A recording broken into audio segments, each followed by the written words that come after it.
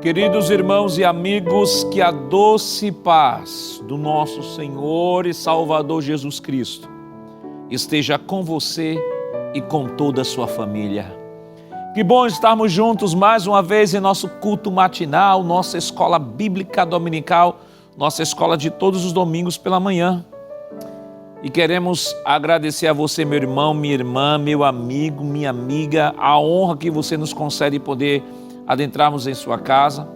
A você que está nos acompanhando neste momento através das redes sociais, compartilhe este link no grupo de amigos e familiares e convide-os a estar conosco nesta manhã.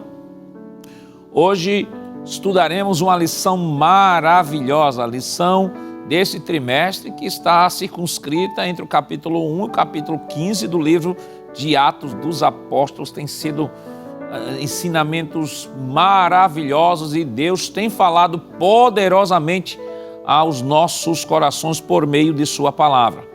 Queremos nesse momento enviar uma saudação aos nossos irmãos da terceira idade, nossos irmãos do PROAT, aos pastores também jubilados que sempre têm sinalizado para a gente que está sempre acompanhando. Deus continue abençoando os nossos irmãos e abra aí os braços e receba agora um forte abraço do nosso pastor presidente, da irmã Judite. Olha, um abraço maravilhoso. Eita, que Deus abençoe você e toda a sua família em nome de Jesus. Vamos nesse momento orar ao Senhor, pedir a Ele a sua bênção toda especial. Hoje, dia especial também.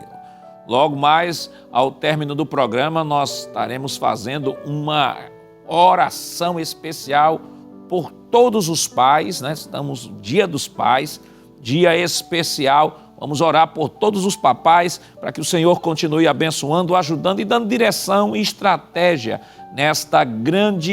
neste grande desafio que é o desafio da educação de filhos. Vamos orar neste momento? Se você puder fechar seus olhos, ore conosco. Pai, em nome de Jesus, nós te rendemos graças por esse momento especial que nos concede estarmos aqui em Tua presença, Senhor, para juntos aprendermos a Tua palavra. Queremos pedir o Teu favor, a Tua bênção sobre cada um de nós. Nos ajuda, fala aos nossos corações através da Tua palavra, Senhor. Ajuda o nosso pastor presidente, pastor Ailton, continua dando força, graça, saúde, vigor ao Teu filho, Senhor. Evangelista Sonivaldo e a todos que compõem a Rede Brasil de Comunicação. Que a Tua boa mão de Deus continue estendida sobre os Teus filhos. Em nome de Jesus, nós pedimos hoje para todos sempre. Amém. Queridos irmãos, vamos neste momento adorar ao Senhor com os cânticos congregacionais. Se você não tem uma harpa cristã em seu lado, não tem problema. Nós estaremos dispondo o texto em tela a fim de que você nos acompanhe neste dia, louvando e engrandecendo o nome do Senhor, que é digno de toda a honra, toda a glória, todo o louvor e toda a adoração. Queremos nesse momento convidar o presbítero Jailson Aguiar, que irá aqui entoar os cânticos congregacionais, e não perca a oportunidade de adorar ao Senhor neste dia. Este dia quem fez foi o Senhor, e por isso alegremo-nos e regozijemo-nos nele.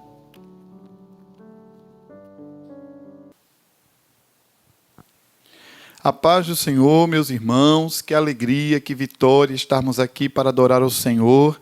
Queremos agradecer a Deus pela oportunidade, também ao escalado desta manhã, que também nos concedeu esse privilégio e também a confiança do nosso querido pastor presidente. Vamos louvar ao Senhor com muita alegria. Hino de número 77, ele traz uma receita para a vitória. Guarda o contato com teu Salvador. Glória a Deus.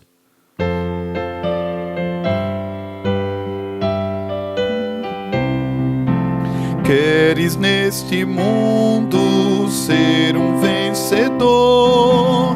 Queres tu cantar nas lutas e na dor? Queres ser alegre, qual bom lutador? Guarda o contato com teu Salvador.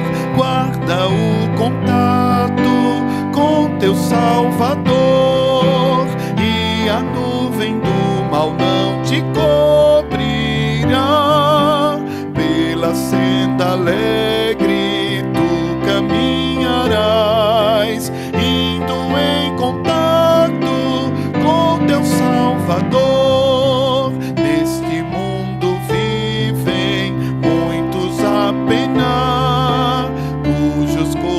corações transbordam de pesar.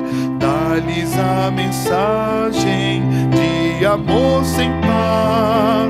Com Deus o contato deves tu guardar.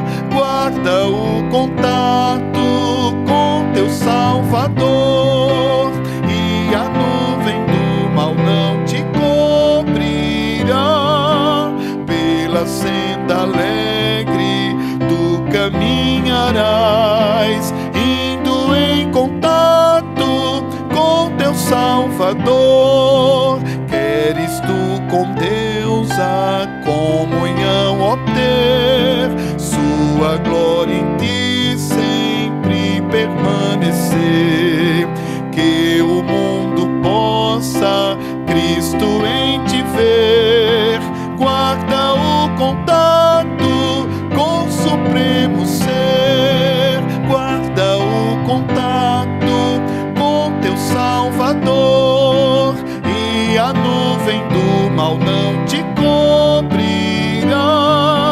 Pela senda alegre tu caminharás, indo em contato com teu Salvador. Deixa que o Espírito implante em teu ser o amor de Cristo, divinal prazer. Queres neste mundo todo mal vencer, guarda o contato e terás poder. Guarda o contato com teu Salvador, e a nuvem do mal não te cobrirá. Pela senda alegre tu caminharás, indo em contato com teu Salvador. Amém, aleluia, glória a Deus. Este é o segredo da vitória, estarmos em comunhão com o nosso Salvador. E quando vierem as provas, as dificuldades, o hino de número 302 nos traz uma recomendação: não murmures, canta, aleluia, glória a Deus.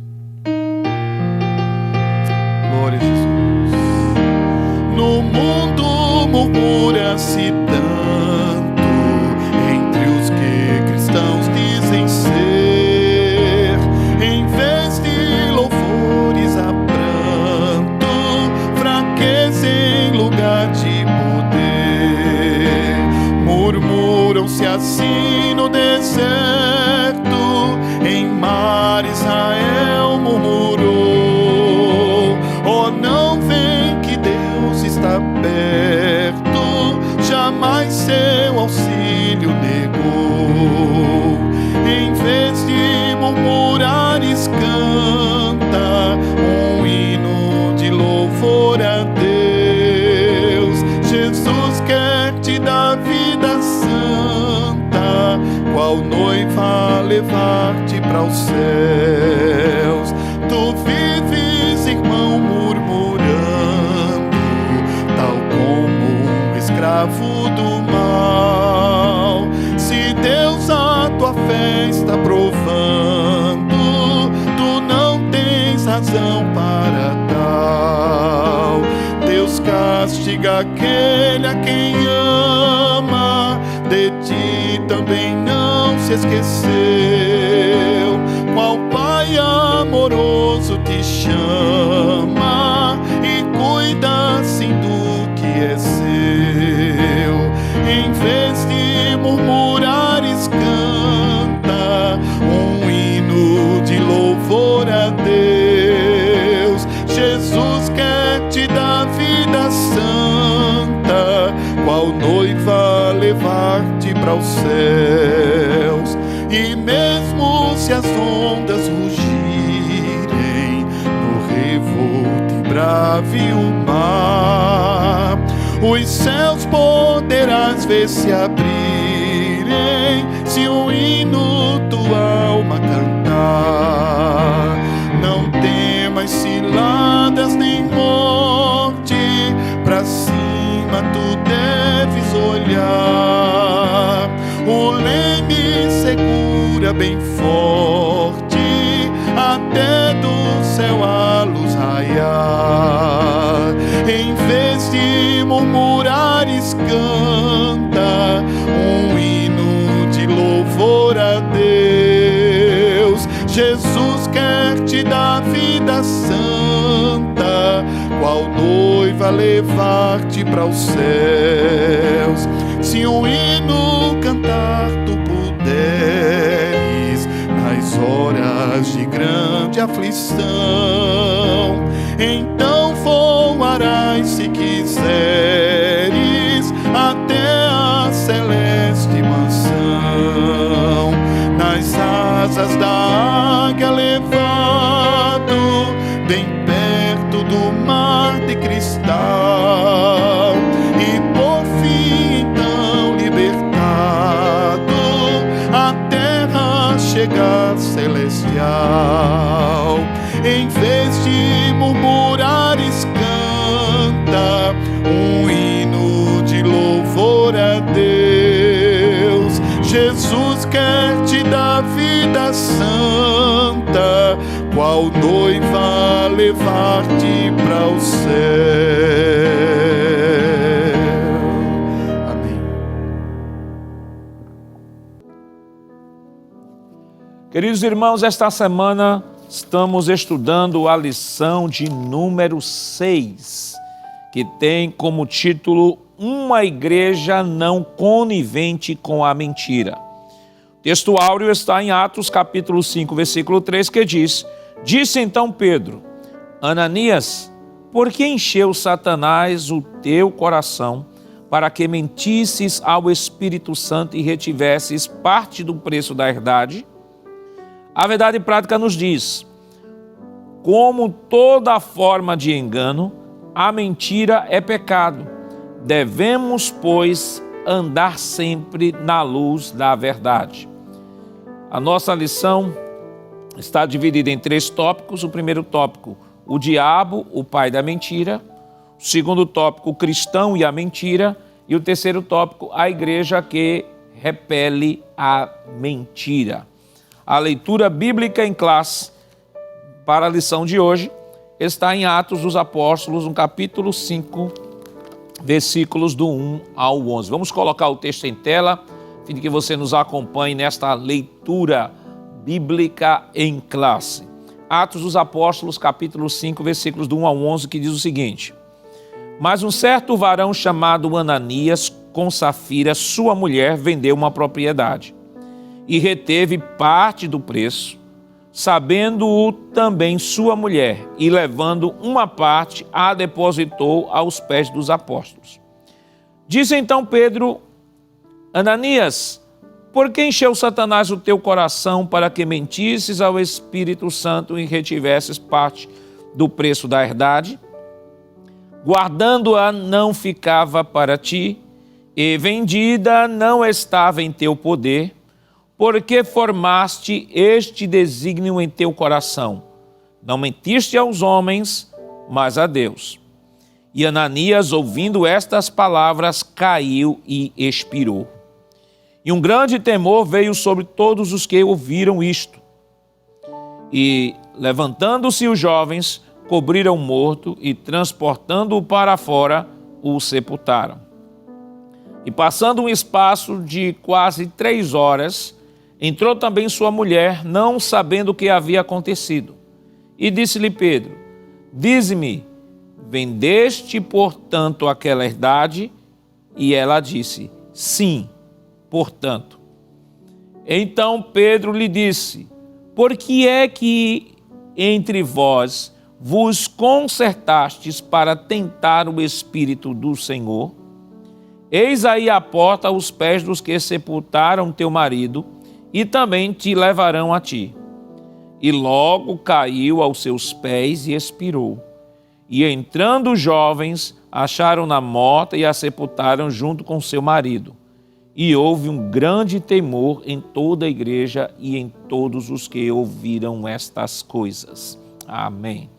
Queridos irmãos, vamos orar neste momento, agradecendo a leitura da sua palavra e pedindo a Deus a sua misericórdia sobre o seu filho que irá fazer a exposição do texto nesta manhã. Oremos.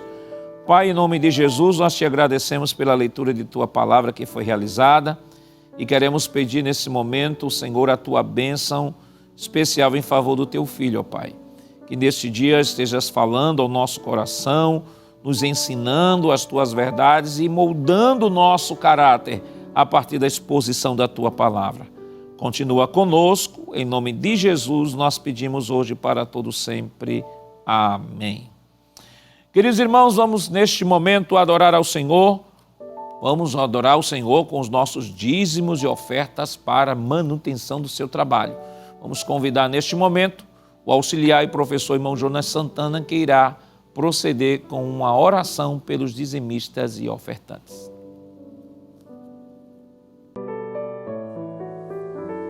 Querido irmão em Cristo Jesus, queremos saudar todos com a paz do Senhor e falar da nossa alegria, da nossa satisfação de nesse domingo de manhã estarmos aqui na casa de Deus para participar dessa escola bíblica dominical. E você sabe, a escola bíblica dominical é um culto e nós já louvamos a Deus através dos hinos. Daqui a pouquinho nós iremos estudar a palavra do Senhor e Deus falará aos nossos corações. Mas também no culto nós temos um momento especial, que é o momento da oferta. Dízimos e ofertas e votos deve ser encarado e entendido como sendo um ato de adoração a Deus, como sendo também um ato voluntário, um ato de agradecimento ao Senhor. Faça isso, que com certeza, e faça dessa maneira, que Deus pode muito abençoar a sua vida. Vamos ler um texto bíblico que fala um pouco sobre essas características daquele que é dizimista, daquele que dá a sua oferta, daquele que quer pagar o seu voto. Lá no livro de Gênesis, capítulo 28, do versículo 18 até o versículo de número 22. Mas para a gente ganhar tempo, vamos ler o versículo 21 e 22, que diz assim: E eu em paz tornar a casa do meu pai, o Senhor será o meu Deus. Versículo 22 diz o seguinte: E esta pedra que tenho posto por coluna será a casa de Deus, e de tudo quanto me deres, certamente te darei o dízimo. Então é bíblico, desde o Antigo Testamento, passando pelo Novo Testamento, dízimos e ofertas e pagamento de votos é bíblico, é um princípio das Escrituras Sagradas. Então faça isso, meu querido, mas faça como ato voluntário. Faça como ato de adoração a Deus, de acordo com aquilo que o seu coração pretende dar.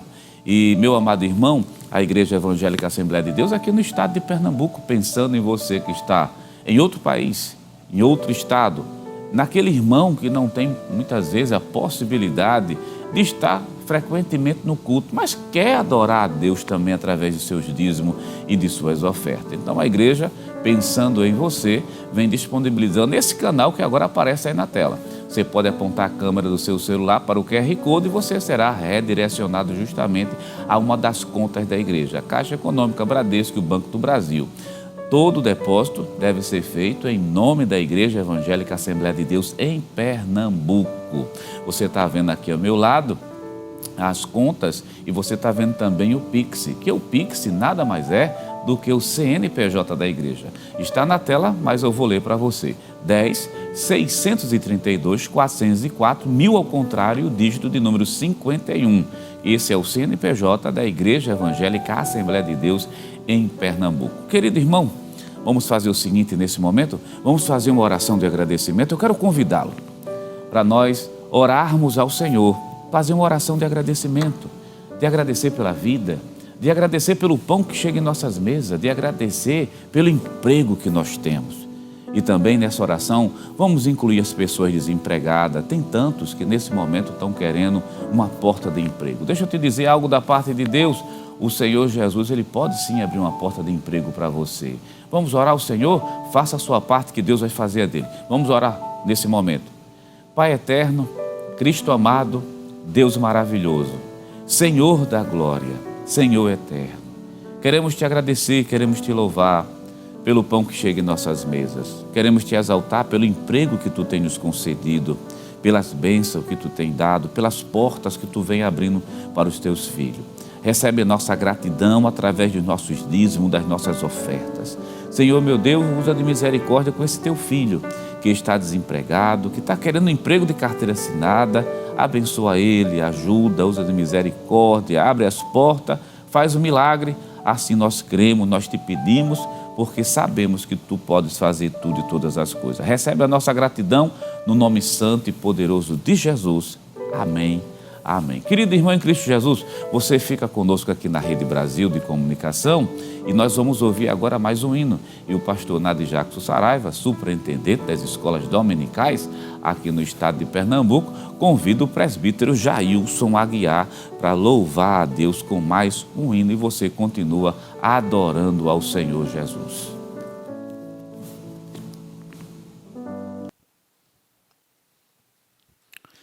Vamos adorar o Senhor, meus irmãos.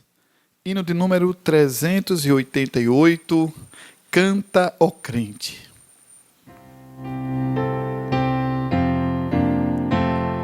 Canta com vida, ó crente, doce será cantar. Anda só para a frente, deixa o teu pesar. Canta nas noites tristes, canta no sol, na luz. O mal assim resistes, canta pra Jesus. Canta com vida, ó crente, alegra o coração. Louva ao Deus clemente com feliz canção. Cheio está o mundo de turbação e dor. Canta o amor profundo do teu Salvador.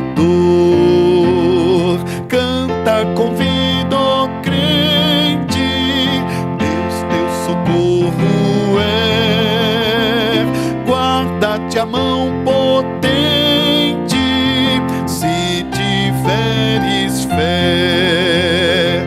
Cristo sim te levanta quando medroso estás. Se confiando cantas, seu amor verás. Amém.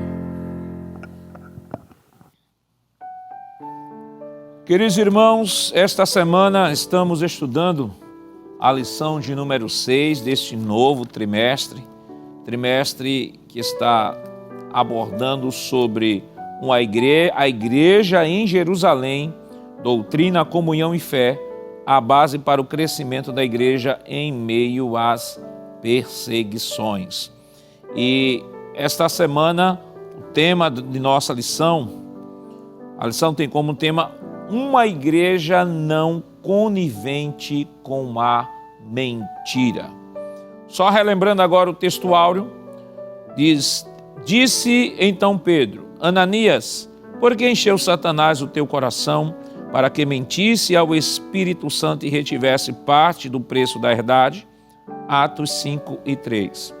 A verdade prática nos diz: como toda forma de engano, a mentira é pecado. Devemos, pois, andar sempre na luz da verdade. Queridos irmãos, esta lição, a lição desta semana, é uma lição que vai nos mostrar de que mesmo a igreja do primeiro século, do que estudamos semana passada, eu acredito que os irmãos lembram que nós estudamos o texto de Atos capítulo 4, versículos 32 ao 37, onde temos a descrição da vida comunitária da igreja. E naquele texto eu queria só relembrar os irmãos para fazermos a conexão com a lição de número 6, semana passada a lição de número 5. Só queria ler alguns versículos rapidamente, que está em Atos capítulo 4, versículos 33 em diante, que diz o seguinte, a leitura bíblica em classe da semana passada, que diz o seguinte: e os apóstolos davam com grande poder testemunho da ressurreição do Senhor Jesus, e em todos eles havia abundante graça. Não havia, pois, entre eles necessitado algum, porque todos os que possuíam herdades ou casas, vendendo-as, traziam o preço do que fora vendido e o depositavam aos pés dos apóstolos. E repartia-se a cada um segundo a necessidade que cada um tinha. Então José, cognominado pelos apóstolos Barnabé, que traduzido é filho da consolação, levita, natural de Chipre, possuindo uma herdade, vendeu-a e trouxe o preço e o depositou aos pés dos apóstolos. Então observe, esse texto que nós lemos foi o texto da leitura bíblica da semana passada, e esse texto ele faz uma descrição da vida comunitária da igreja. Mostra que havia temor, havia amor, havia comunhão, havia compartilhamento, de sorte que não havia entre eles nenhum necessitado, porque tudo lhes era comum. Eles viviam em plena comunhão e compartilhavam aquilo que tinha com o seu próximo. Só que a lição desta semana, Lucas, de maneira intencional, ele semana passada, no texto de 4, 32 a 37, ele descreve qual era o ambiente da igreja e qual a atmosfera que envolvia a igreja do primeiro século. Agora agora o evangelista Lucas, porque Lucas não era apóstolo, o evangelista Lucas, ele faz a descrição, em outras palavras, nos mostra de que nem tudo na igreja do primeiro século eram flores. Era uma igreja também que possuía dificuldades. É claro que nós teremos uma situação mais à frente, mas a igreja, uma lição mais à frente vai trabalhar sobre essas dificuldades na igreja, mas de cara aqui nós já temos um texto que mostra um casal que não estava em sintonia com esse mesmo espírito de compartilhamento. E o que é o mais interessante aqui é que o juízo sobre este casal, sobre o que eles fizeram, foi uma morte fútil. Por que foi uma morte fútil? Não do ponto de vista do juízo de Deus sobre eles, mas da motivação. Porque nós veremos nesta lição que o próprio Pedro diz a ele: a propriedade não era sua? Se você desejasse vender, o dinheiro da propriedade não era seu? Você não tinha obrigação. Eles não tinham obrigação alguma de fazer o que eles fizeram, porque na verdade o que está em jogo aí é que eles queriam mostrar, são duas situações. Primeiro, o texto demonstra perfeitamente a avareza no coração do casal, que se contrapõe à avareza, que se contrapõe ao texto da semana passada, mostrando a liberalidade dos irmãos. Então, Lucas faz o contraste aí entre uma igreja que tem liberalidade e uma igreja e um casal que é avarento. Outro detalhe que salta ao texto é que, em detrimento desta avareza, eles queriam demonstrar à igreja piedade. Talvez tenham se impressionado com a repercussão, a repercussão do ato voluntário de Barnabé, e com isso eles quisessem, de alguma forma, vamos usar uma linguagem bem contemporânea, eles quisessem um ibope. Eles quisessem um ibope, quisessem que os irmãos os enxergassem como pessoas piedosas, como pessoas pessoas caridosas, como pessoas que têm um coração sensível e dilatado para as necessidades dos outros. Pior de tudo isso é que eles, se tinham bens, o texto deixa claro que a propriedade, eles venderam propriedade, eles tinham bem, não tinham necessidade de fazer essa exposição, não tinham necessidade de vender a sua propriedade, tampouco ter prometido à igreja um valor e ter apresentado o outro. Por isso que nós falamos aqui que isso é uma situação fútil, que eles não precisavam nem propor de vender a propriedade, e vendendo a propriedade não tinham obrigação de dar o dinheiro dessa propriedade à igreja. Mas eles fizeram, e o texto demonstra aí, salta ao texto duas situações, é a avareza do casal e a hipocrisia. A avareza e a hipocrisia. A avareza porque ao ofertarem para Deus, vamos fazer um exercício rápido aqui. Por exemplo, vamos supor, criar um caso hipotético. Vamos dizer que aquela propriedade que eles se propuseram a vender e da igreja tinha um valor de 40 mil, um exemplo. E tenham prometido dar todo o valor aos apóstolos. E aí eles venderam por 40 mil. E ao vender por 40 mil, eles já tinham prometido. Dos 40 eles tiram parte.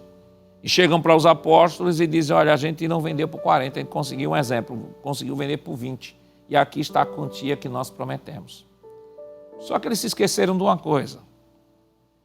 É que quando eles prometeram para Deus, aquilo deixou de ser deles para pertencer a Deus.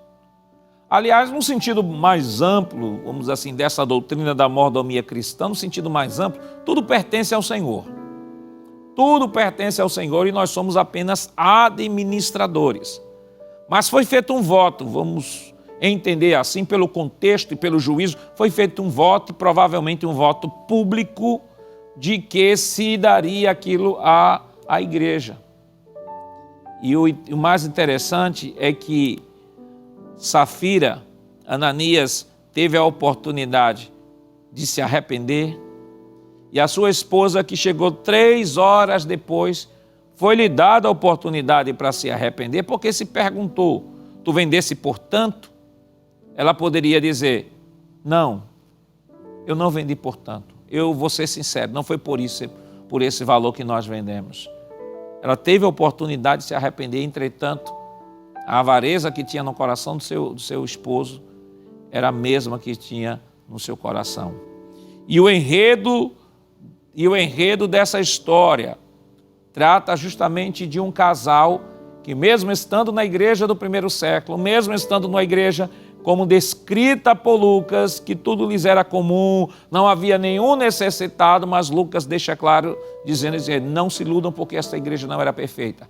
Nós tínhamos problemas sim nessa igreja.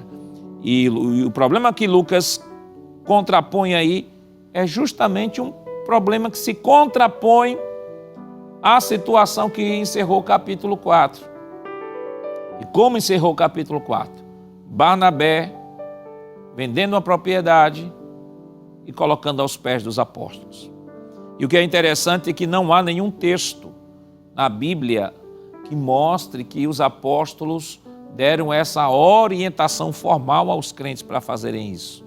Ao contrário, o ato foi voluntário. O ato foi voluntário. É por isso que o juízo foi maior. O juízo foi maior sobre aquele casal. Mas vamos agora para a introdução da nossa lição, rapidamente. A introdução nos diz o seguinte: um casal aparentemente despretensioso achou que não podia lucrar, achou que podia lucrar às custas da santidade da igreja. Ao combinarem um ardil para enganar os apóstolos, Ananias e Safira estavam, na verdade, a serviço do diabo, pai da mentira. Nesta lição, aprenderemos que é possível um crente não vigilante estar a serviço do diabo em vez de agir em favor do reino de Deus. Foi exatamente isso que aconteceu com Ananias e Safira. Tentaram obter lucro negociando valores do reino. Como crentes, não podemos usar de engano porque Deus sonda os corações. Cabe, portanto, a nós nos afastarmos do pecado pelo temor do Senhor. Então, o texto deixa claro aqui que Ananias e Safira deram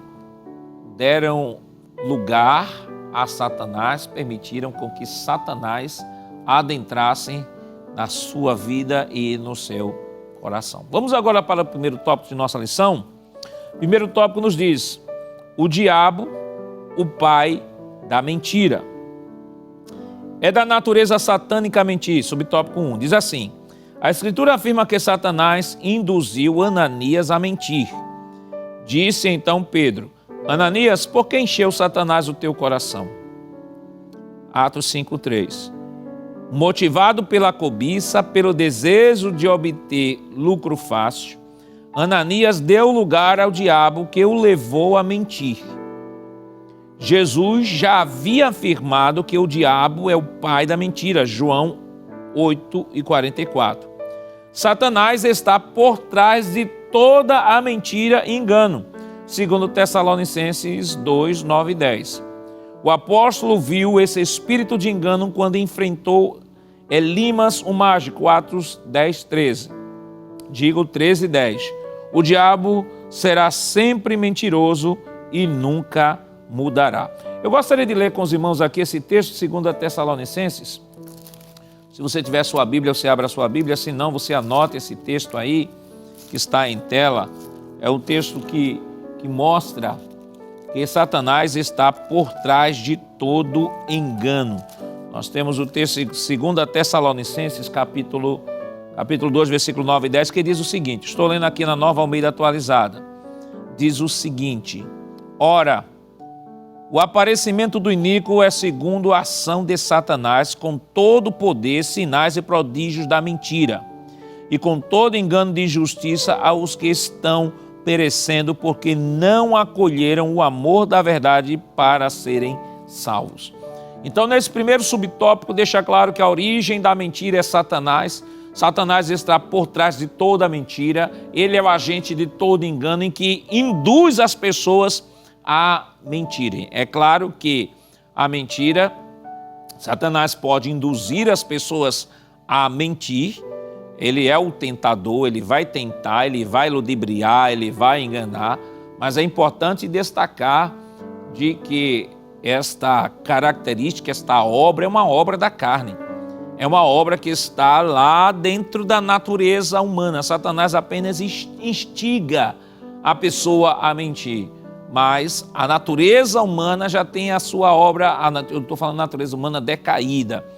Já vem como resultado dessa natureza decaída o engano, a mentira. O que Satanás faz é apenas estimular, instigar as pessoas a mentir. Vamos para o segundo tópico de nossa lição, subtópico. Diz assim: a mentira como um ardil maligno. Satanás não obrigou nem forçou Ananias a mentir, mas evidentemente plantou a semente do engano e da mentira em seu coração. A mentira é um dos seus ardis. A Escritura é bem clara: não deis lugar ao diabo, Efésios 4:27. Por certo, Ananias sabia disso, pois estava numa igreja doutrinada pelos apóstolos, Atos 2:42. A questão, portanto, não estava em não saber fazer a coisa certa, mas em subestimar o ardil do inimigo, que possuía a capacidade de induzir a fazer a coisa errada. Observe, irmãos, é interessante uma coisa aqui e eu quero trazer para reflexão. Nós vimos aqui no subtópico 1 que Satanás é o pai da mentira, sim ou não? Nós vimos aqui João, foi citado o texto de João, capítulo 8, versículo 44, foi citado também, segundo Tessalonicenses, capítulo 2, versículo 9 e 10. Ele é o pai da mentira. Segundo o subtópico, o texto nos diz o seguinte: a mentira como um ardil maligno.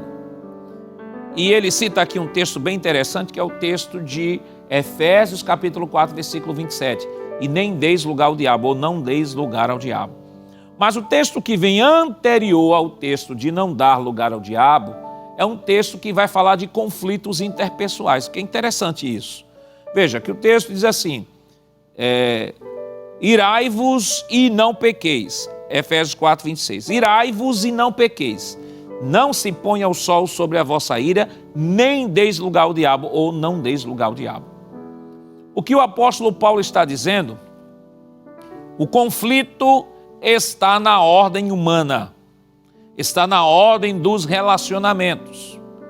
E é possível que, a partir desse conflito, se tenha arranhões, se tenham desavenças, se tenham tristezas, amarguras. E aí Paulo, ele entra e diz assim, olha, não se ponha o sol sobre a vossa ira, ou seja, se você entrou em linha de confronto com o irmão, entrou em choque e causou uma indisposição, Paulo diz assim, resolva esse problema antes de dormir.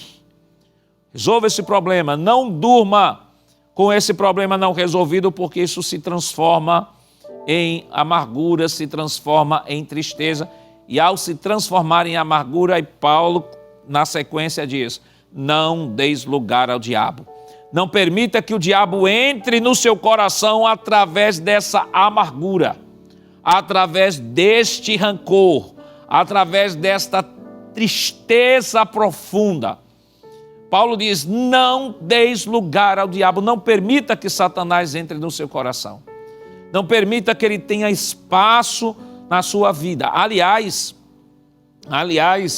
o problema de conflito entre pessoas permite que a pessoa ofendida, a pessoa que se sentiu ofendida, muitas vezes se prive da graça de Deus. Pastor, uma pessoa se privar da graça de Deus é possível? Sim, é possível se privar da graça de Deus.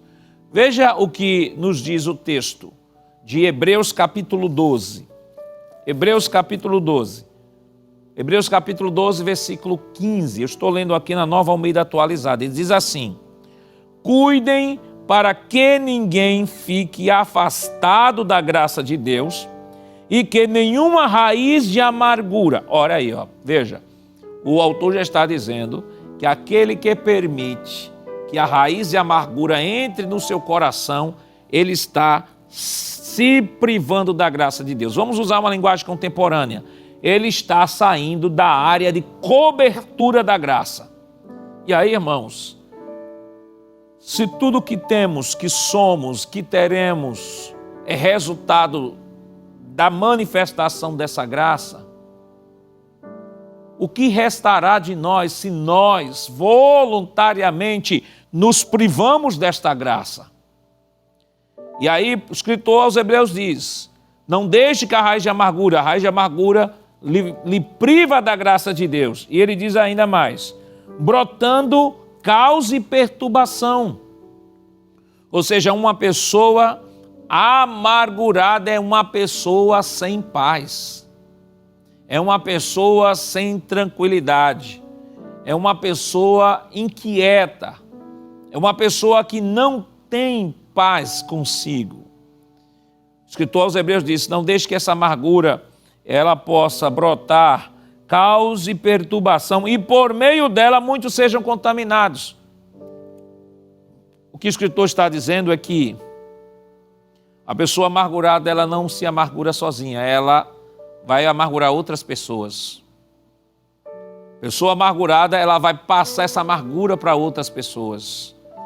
Todos que se relacionarem com ela receberão dela essa amargura. Ela estará dando de beber dessa amargura para outras pessoas.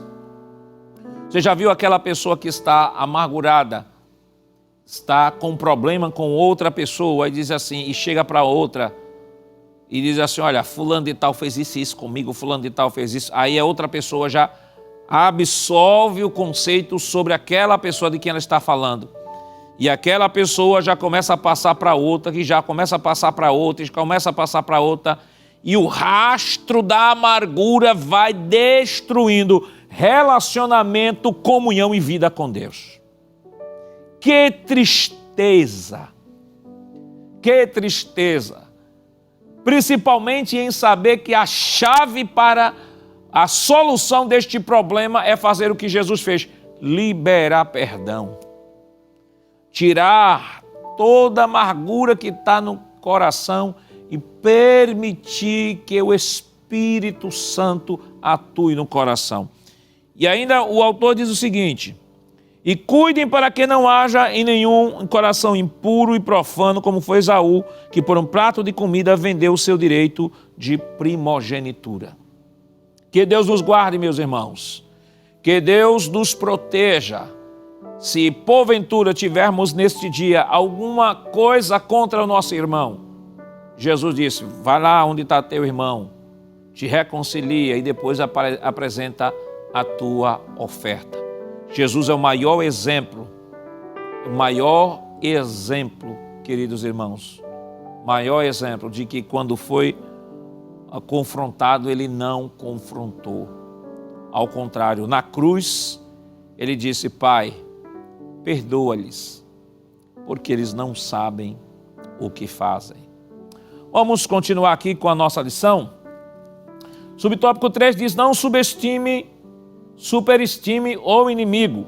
O apóstolo orienta que os crentes a perdoarem e a não guardarem nenhuma raiz de amargura. Por outro lado, não podemos superestimar o inimigo, visto que ele ter sido derrotado na cruz. Por outro lado, não podemos subestimá-lo. Não podemos nem subestimá-lo ou superestimar, nem achar que ele tem todo o poder, que pode fazer tudo, ou também achar que ele não pode fazer nada.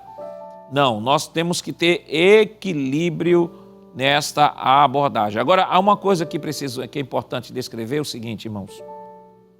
Nós vimos nesse tópico que Satanás é o pai da mentira, é fato. Ele é o agente que procura ludibriar as pessoas, é fato. Mas é importante destacar que nem sempre Satanás usará a mentira para cumprir os seus propósitos. Às vezes ele pode utilizar um princípio de verdade com uma aplicação falsa. Por exemplo, na tentação de Jesus, ele disse: olha, está escrito que ele dará a ordem aos anjos a teu respeito e te livrará em todos os teus caminhos. Então, lança-te daqui abaixo. Veja, ele usou um princípio verdadeiro, usou o texto bíblico, ele não alterou o texto bíblico. Mas o que foi que ele fez? Ele utilizou para o seu propósito pessoal. E aí Jesus disse: ao Senhor teu Deus não tentarás ao Senhor teu Deus. Ele usa, mas com um propósito. E quando eu falo nisso, eu lembro lá em Deuteronômio, queridos irmãos, Deuteronômio, quando a Bíblia diz, quando os falsos profetas, contra os falsos profetas apareciam no meio do povo de Deus, o critério segundo Deuteronômio 18, nós não vamos ler, por conta do tempo, Deuteronômio 18, versículo 20 ao 22, que o critério para identificar um falso profeta era se de fato aquela profecia que ele deu se cumpriu ou não. Esse é o critério básico. Entretanto, esse não era apenas o único critério. Em Deuteronômio capítulo 13 nos mostra outro critério. Porque e se de repente algum profeta profetizar e se cumprir? O critério básico era o que ele falar não se cumprir não é de Deus. Mas se ele falar e se cumprir, como é que eu posso entender? Então Deus deu uma orientação.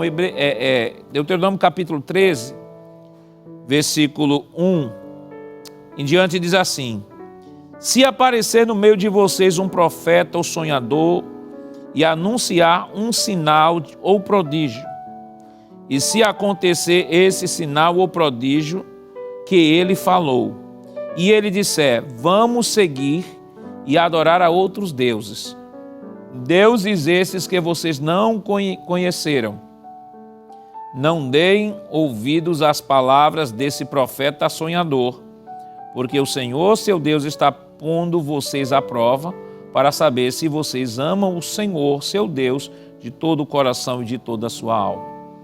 Ou seja, Deus deixou claro aqui que é possível até que se cumpra.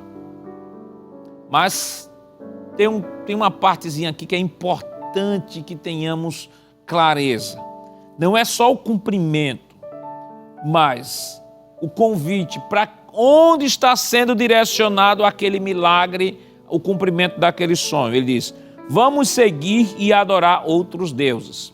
Ou seja, se o ato miraculoso, se o cumprimento da profecia não tem como finalidade glorificar a Deus, ao contrário, está apontando para outros deuses, não foi o Senhor que fez.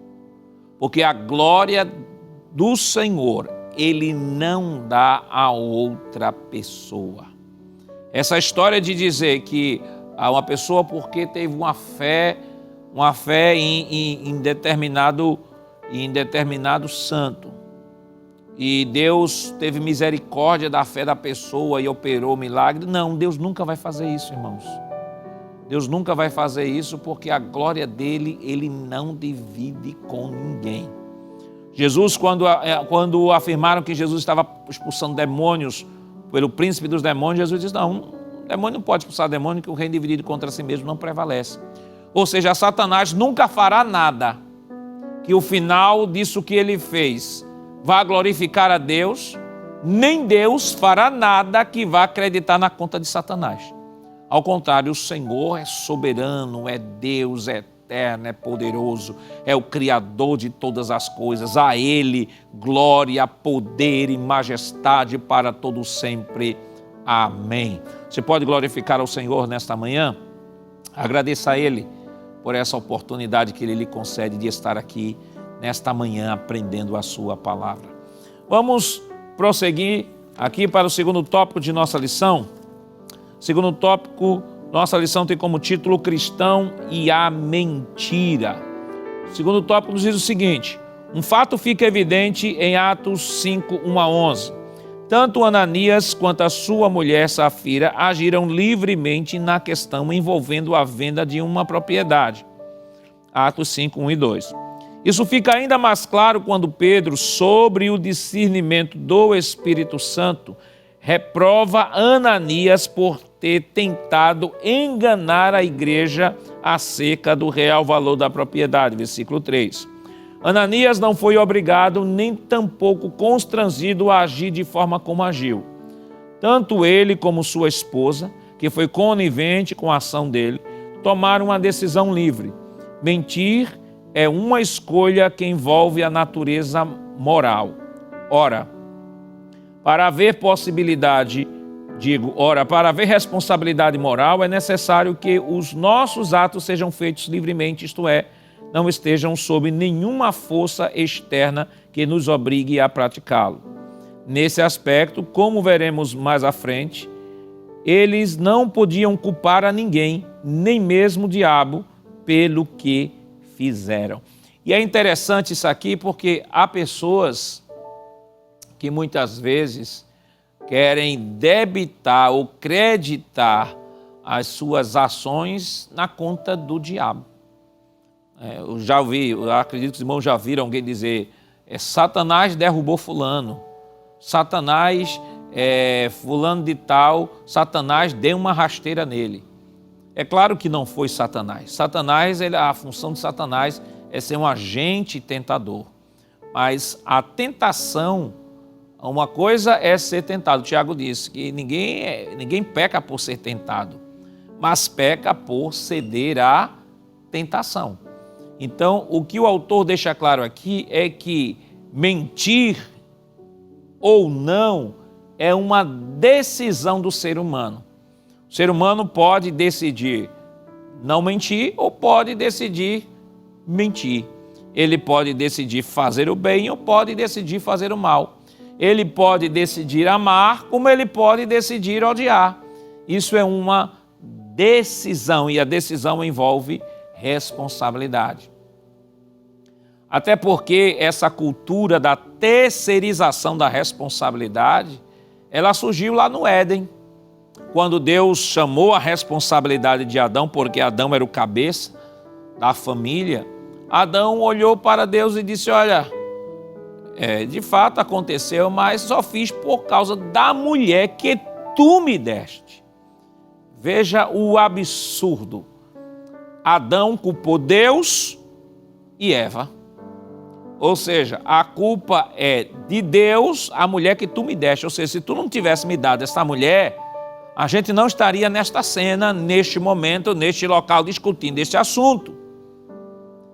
E Adão apontou o dedo para Deus e apontou o dedo para sua mulher. Quando a mulher foi instigada, a mulher disse: foi a serpente. Veja a terceirização da responsabilidade. Adão culpou Deus, terceirizou sua responsabilidade, a culpa.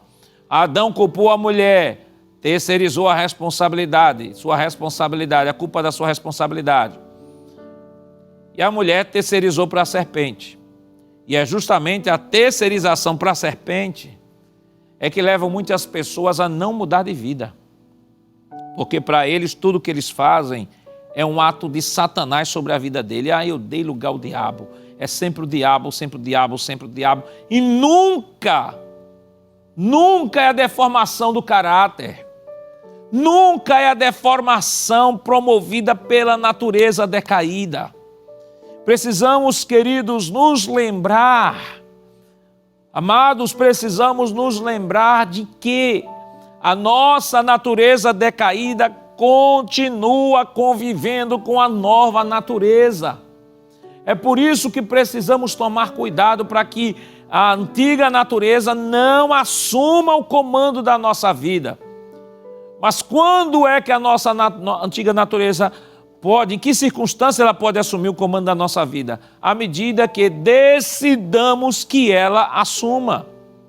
Veja que esse trecho aqui, esse subtópico aqui, está falando da responsabilidade. Ninguém peca porque Satanás entrou nele e fez ele pecar. Não. Todos nós pecamos porque somos pecadores por natureza. Ninguém é pecador porque peca. Peca porque é pecador. É uma máxima, irmãos. Nós pecamos porque somos pecadores. Está na nossa natureza, está em nossa identidade, está em nosso caráter isso. E precisamos sufocar essa antiga natureza na cruz. Precisamos sufocar essa antiga natureza aos pés da cruz, nos submeter à vontade do Espírito. Paulo diz: andai em espírito e não cumprireis as concupiscências da carne. Que Deus em Cristo nos ajude, queridos irmãos.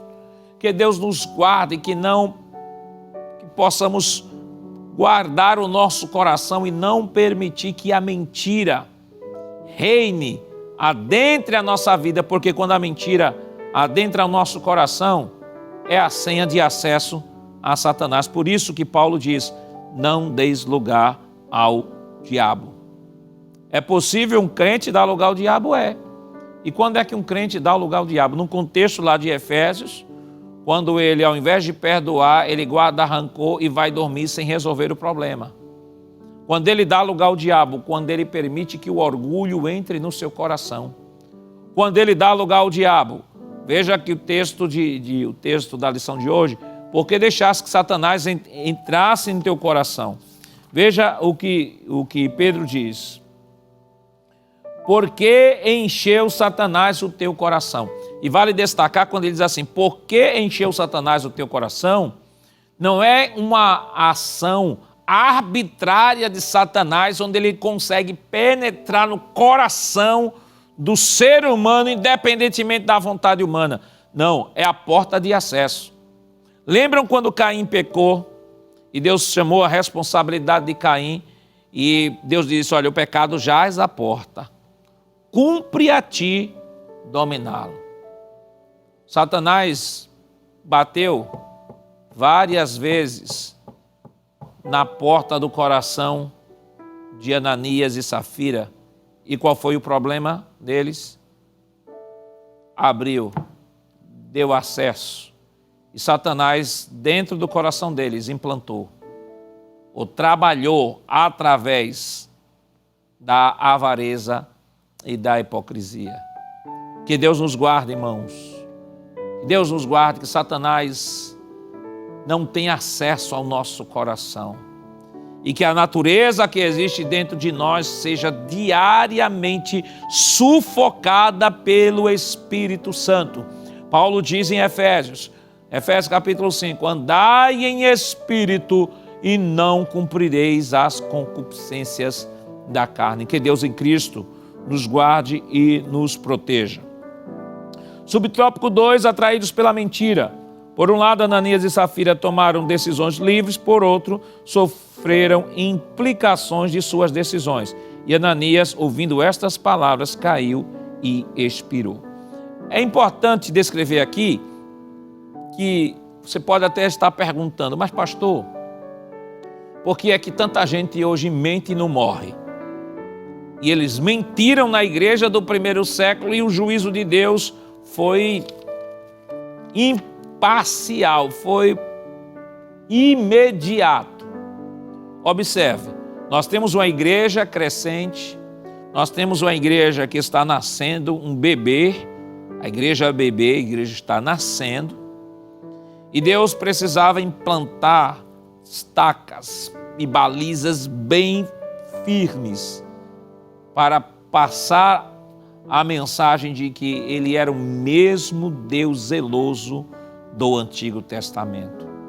E nós vemos o resultado deste juízo imediato de Deus sobre eles dois, quando nós vemos, por exemplo, o versículo 5 do capítulo 5 diz assim: E Ananias, ouvindo estas palavras, caiu e expirou, e um grande temor veio sobre todos os que isto ouviram. E veja o versículo 11, e houve um grande temor em toda a igreja e em todos os que ouviram estas coisas. Ou seja, o juízo de Deus sobre aquele casal trouxe temor na igreja. Deus estava vacinando a igreja que estava nascendo. Deus estava vacinando, assim como um bebê. Um bebê tem que tomar diversas vacinas, você tem a tríplice e diversas vacinas para diversos tipos de situações. Deus estava naquele momento vacinando a igreja. É claro que não quer dizer com isso que problemas futuros não viriam. Por exemplo, a igreja de Corinto é uma maior prova da fragilidade da igreja no Novo Testamento. Mas é importante destacar de que, acho que os irmãos lembram lá em 1 Coríntios 11, quando Paulo vai falar daqueles que estavam tomando a ceia indignamente, e claro que o contexto ali está falando da forma como eles estavam tomando, como estavam comendo, que era diferente do que o apóstolo estava orientando, mas se haveriam juízos com relação à forma que eles estavam fazendo, muito mais o juízo de Deus viria sobre a condição, pessoas que não estão em comunhão com Deus, não estão em comunhão com a igreja e que querem tomar ceia. E o que é interessante, que Paulo diz, é por causa disso, falando sobre o juízo de Deus, por causa disso há entre vós muitos fracos, doentes e muitos que dormem. E dormir aí tem um sentido de morrer. Veja que o juízo de Deus continua. Lá foi de maneira imediata, mas em alguns outros casos de maneira paulatina. Mas uma coisa é certa, o juízo de Deus sempre virá. O pecado da mentira ou qualquer outro pecado sempre terá as suas consequências. Vamos agora para o último tópico de nossa lição, uma igreja temente. E aí, a partir desse juízo de Deus, nós vemos aqui, Lucas diz o seguinte, Lucas destaca que os fatos ocorridos com Ananias e Safira trouxeram um grande temor dentro e fora da igreja. Atos 5:11. A palavra temor traduz o termo grego phobos, que aparece no versículo 5 deste mesmo capítulo. Muitas vezes essa palavra é traduzida com o sentido de medo. Mateus 20, 28, 4, Lucas 21, 26, João 7 e 13. Contudo, aqui nesse contexto o sentido é de reverência, respeito, como em Atos 2 e 43 e outras passagens neotestamentárias. Ele diz assim, se Deus não tivesse usado Pedro para parar o intento daquele casal, o pecado teria entrado na primeira igreja e, sem dúvida, causado danos irreparáveis. E quando falamos que o pecado teria entrado na igreja, nós não estamos dizendo em nenhum momento que todos os crentes ali eram perfeitos. O que estamos comentando aqui é que Deus deu uma vacina forte ali à igreja que estava iniciando o primeiro século, para mostrar que o mesmo Deus que trouxe juízo sobre Acã, lá no Antigo Testamento, os irmãos estão lembrados? Juízo de Deus sobre Acã, mesmo Deus que é imparcial, também é o mesmo Deus na nova aliança, que é imparcial da mesma forma. E aqui, subtópico 2, ele diz, uma igreja forte. Mais uma vez, Lucas destaca que muitos sinais e prodígios eram feitos entre o povo pelas mãos dos apóstolos, Atos 5:12. Isso mostra que uma igreja santa que trata o pecado como pecado e não arranja desculpa para justificá-lo é uma igreja forte.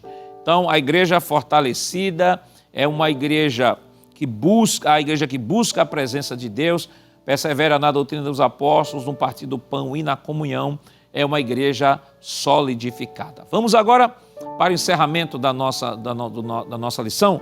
Vamos ler agora a conclusão de nossa lição. E a conclusão nos diz o seguinte: é possível um crente pecar e se acostumar com o pecado sem se arrepender. É possível que ele encontre até mesmo justificativas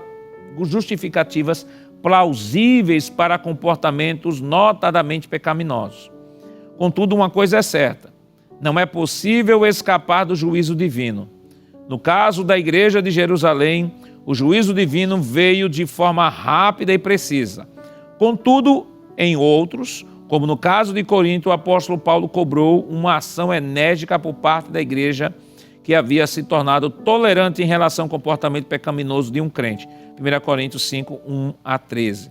Em outra situação, Paulo deixou claro que Deus exerceu seu direito de juiz sobre aqueles que haviam pecado. 1 Coríntios 11, 30-32. Fico alerta, ninguém é capaz de enganar a Deus. Queridos irmãos, hoje nós estamos comemorando o Dia dos Pais e a superintendência das escolas, como em todas as datas comemorativas. As escolas dominicais estão aplicando o projeto que tem como título Meu Pai me ensina no caminho, baseado em Provérbios capítulo 22, versículo 6, que diz: ensina a criança no caminho em que deve andar. E neste dia nós queremos parabenizar a todos os pais por esse dia especial, esta grande missão que Deus nos dá na educação de nossos filhos. Nós vivemos uma sociedade difícil, uma sociedade desafiadora e que educar filhos não é fácil. Mas Deus nos deu esta grande missão e o nosso desejo neste dia é que Deus lhes dê um presente especial. Além de sabedoria, estratégias, orientações divinas, a fim de que possamos cumprir o propósito para o qual Deus nos designou como pais. Esta grande dádiva de poder edificar ou de poder educar os nossos filhos. E queremos aproveitar e mandar também aí a nossa saudação ao nosso pastor, nosso pai espiritual. Que Deus lhe abençoe, pastor, nesse dia especial, que toda a superintendência das escolas e todos os dirigentes de escola venham desejar ao Senhor também um feliz Dia dos Pais. Vamos orar ao Senhor, pedir a Ele uma bênção especial, um presente diretamente da prateleira do céu. Se você puder fechar seus olhos neste momento, ore conosco e vamos orar para que Deus dê um presente especial hoje para o Dia dos Pais. Oremos. Pai, em nome de Jesus, nós queremos te render graças, Senhor, pela vida dos teus filhos, Senhor, que deste o privilégio de ser um pai, de poder, Senhor, educar um filho, de poder ser um pai, Senhor, estar à frente, Senhor, e líder, Senhor, e cabeça de uma família. Nós queremos pedir agora o teu Santo Espírito, Senhor. Dá, Senhor, um presente especial a cada um dos teus filhos. Tu sabes os desafios que os pais estão enfrentando hoje, Senhor, para educar os filhos. Ó Pai, são muitos ataques, são muitos desafios, mas neste momento nós queremos te pedir a gracia, Senhor, a cada um dos teus filhos, ó Pai. Lhes dá um presente especial diretamente da prateleira do céu. Além de sabedoria, de graça, Senhor, de estratégias, Senhor, para ganhar, para conquistar, para exercer esta missão com sabedoria, Senhor, e prudência que Tu tens dado a cada um dos Teus filhos. Neste dia abençoa também o nosso pastor, Senhor, que é nosso Pai espiritual, é o Pai, Senhor, de diversas famílias, Senhor, que estão, Senhor, cooperando em Seu ministério, ó Deus. Continua ajudando o Teu Filho, dá, Senhor, um presente especial ao Teu Filho neste dia, Senhor, além de força, graça, saúde e vigor. Continua abençoando a todos que estão nos acompanhando nesta manhã, Senhor. Nos ajuda, fica conosco. Em nome de Jesus nós pedimos hoje para todos sempre. Amém. Queridos irmãos, Deus continue lhe abençoando. Não esqueça, não desliga a sua TV, tem uma programação toda especial que foi preparada para você com carinho especial para promover a edificação sua e de toda a sua família. E não esqueça, próximo domingo, neste mesmo horário, estejamos todos juntinhos para a glória de Deus, para aprender mais um domingo a palavra do Senhor e estudar mais uma lição maravilhosa. E que a graça do nosso Senhor Jesus Cristo, o amor de Deus nosso Pai, a comunhão do seu Santo Espírito estejam com todos hoje para todos sempre. Amém.